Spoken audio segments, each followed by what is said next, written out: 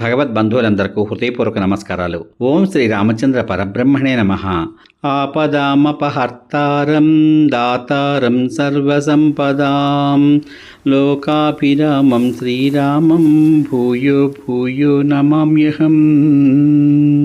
ఓం శ్రీ రామచంద్ర పరబ్రహ్మణే నమః.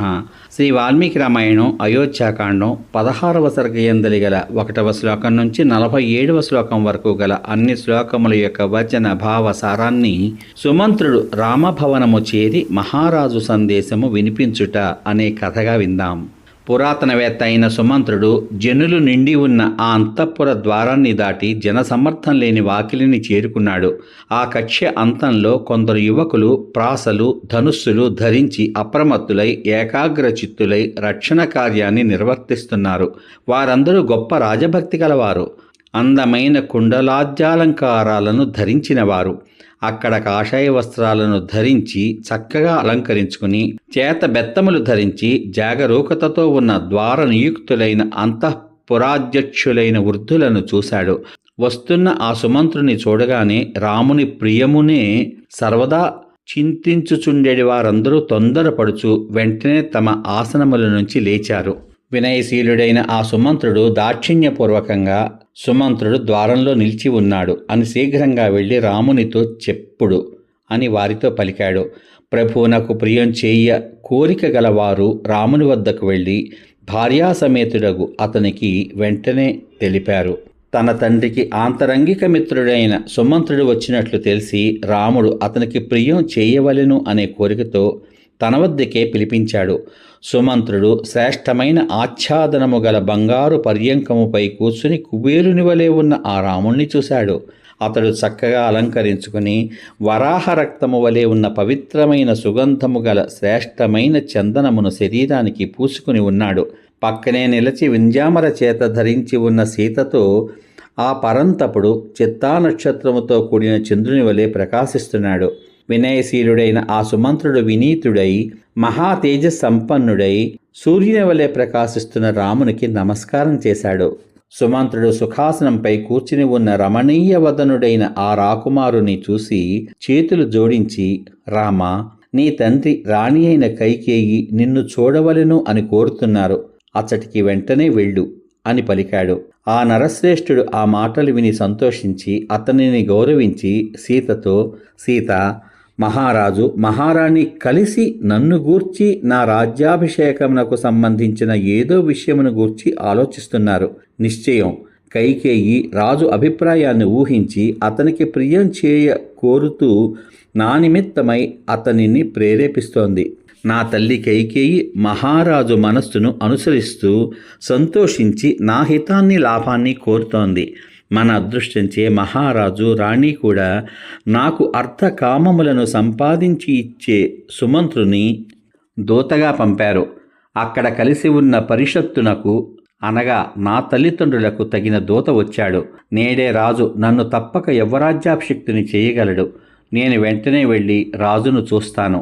నీవు ఈ పరివారంతో సుఖంగా ఉండి విహరించు అని పలికాడు. సీత మనస్సులో మంగళములను తలుచుకుంటూ భర్తను ద్వారం వరకు సాగనంపింది. బ్రహ్మదేవేంద్రునకు ఇచ్చినట్లుగా దశరథ మహారాజు రాజసూయాభిషేకమునకు యోగ్యత్వమును కలిగించే ద్విజ సేవితమైన రాజ్యాన్ని నీకు ఇస్తాడు. నీవు దీక్షితుడవై వ్రతాన్ని పాటిస్తూ కృష్ణాజినమును ధరించి శుచివై చేతిలో లేడి కొమ్ము ధరించి ఉండగా నేను చూసి ఆనందిస్తాను. నిన్ను తూర్పు దిక్కున ఇంద్రుడు, దక్షిణమున యముడు, పశ్చిమమున వరుణుడు, ఉత్తరమున కుబేరుడు రక్షించెదరుగాక అని పలికింది. ఉత్సవ మంగళాలంకారములు ధరించి ఉన్న రాముడు సీత అనుజ్ఞ తీసుకుని సుమంత్రునితో కలిసి గృహం నుంచి బయలుదేరాడు. పర్వత గుహలో నివసించు సింహం పర్వతం నుంచి బయటికి వచ్చినట్లు తన భవనము నుండి బయటికి వచ్చిన ఆ రాముడు సవినయంగా చేతులు కట్టి ద్వారమునందు నిలబడి ఉన్న లక్ష్మణుణ్ణి చూశాడు. పురుష శ్రేష్ఠుడైన ఆ రాజకుమారుడు మధ్య కక్షలో మిత్రులను కలుసుకున్నాడు. తన దర్శనం కోరి అక్కడకు వచ్చిన అందర్నీ చూసి దగ్గరకు వెళ్లి అభినందించి అగ్నితో సమానమైనది, వ్యాఘ్య చర్మము కప్పినది, ప్రకాశించుచున్నది అయిన శ్రేష్ఠ రథాన్ని ఎక్కాడు. ఆ రథము ధ్వని మేఘధ్వని వలె ఉన్నది. విశాలమైన దానిని మణులతోనూ బంగారముతోనూ అలంకరించారు. కాంతిచే అది కండ్లకు మిరిమిట్లు కొలుపుతూ మేరు పర్వతం వలె ఉన్నది. ఆ రథానికి ఏనుగు పిల్లల వలె ఉన్న ఉత్తమమైన అశ్వాలు కట్టబడి ఉన్నాయి. అట్టి రథమును దేవేంద్రుని వలె అధిష్ఠించి తేజస్సుతో ప్రజ్వరిల్లుచున్న రాముడు శీఘ్రంగా బయలుదేరాడు. శోభాయుక్తమైన ఆ రథము ఆకాశమునందు ధ్వనిస్తున్న మేఘము వలె ధ్వని చేస్తూ మహామేఘము నుండి చంద్రుడు బయటకు వచ్చినట్లు గృహం నుండి బయలుదేరింది. లక్ష్మణుడు చేతులలో ఛత్ర చామరములను ధరించి రథమెక్కి వెనుక నిలిచి సోదరుని రక్షిస్తున్నాడు. అప్పుడు నలువైపుల నుండి జన సముదాయము బయలుదేరగానే అత్యధికమైన కలకల శబ్దం బయలుదేరింది. ప్రధానులైన సైనికులు వందల కొలది రాముని అనుసరించి వెళ్లారు. చందనా గురువులచే అలంకృతులై కవచములను తొడిగి ఖడ్గ చాపములను ధరించి ఉన్న సూరులైన భటులు రాముని ఆగమనమును ఘోషిస్తూ అతని ఎదుట నడిచి వెళ్లారు. ఆ సమయమున వాద్య ధ్వనులు, వందిమాగధుల స్తోత్ర ధ్వనులు, సూర్యుల సింహనాదములు ఆ మార్గమునందు వ్యాపించాయి. రాముడు వెళ్తున్నప్పుడు చక్కగా అలంకరించుకొన్న స్త్రీలు మేడల కిటికీల వద్ద నిలబడి నలువైపుల నుండి అతనిపై మంచి పుష్పములను చల్లారు.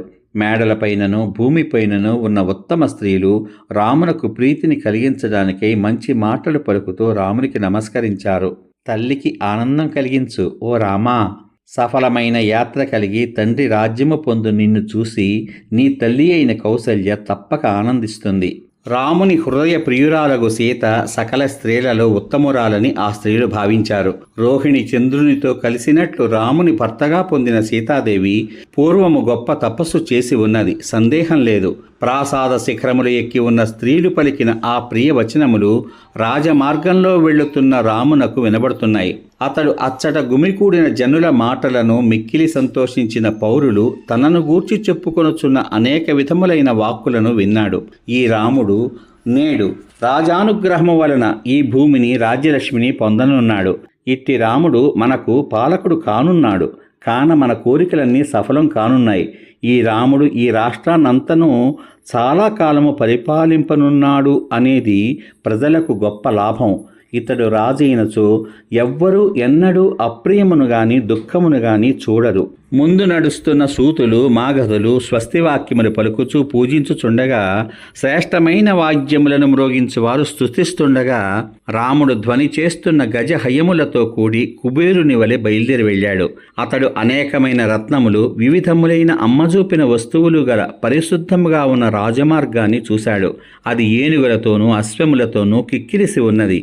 అక్కడ ఉన్న చతుష్పదములన్నీ కూడా జన సముదాయములతో నిండి ఉండెను. సమాప్తం. ఇంతవరకు మీరు శ్రీ వాల్మీకి రామాయణం అయోధ్యకాండం 16వ సర్గలోని 1 నుంచి 47వ శ్లోకం వరకు గల అన్ని శ్లోకముల యొక్క వచన భావసారాన్ని సుమంత్రుడు రాజభవనము చేరి మహారాజు సందేశము వినిపించుట అనే కథగా విన్నారు. రేపటి భాగంలో శ్రీ వాల్మీకి రామాయణం అయోధ్యాకాండం 17వ సర్గయందలి గల 1వ శ్లోకం నుంచి 22వ శ్లోకం వరకు గల అన్ని శ్లోకముల యొక్క వచన భావసారాన్ని రాముడు రాజమార్గపు శోభను చూస్తూ మిత్రుల వచనములు వింటూ తండ్రి ఇంట ప్రవేశించుట అనే కథగా వింటారు. ఓం శ్రీ రామచంద్ర పరబ్రహ్మణే నమః. శ్రీరామ రామ రామేతి రమే రామే మనోరమే సహస్రనామ తత్తుల్యం రామనామ వరాననే. ఓం శ్రీ రామచంద్ర పరబ్రహ్మణే నమః. సర్వే జనా సుఖినో భవంతు. శుభమస్తు. స్వస్తి.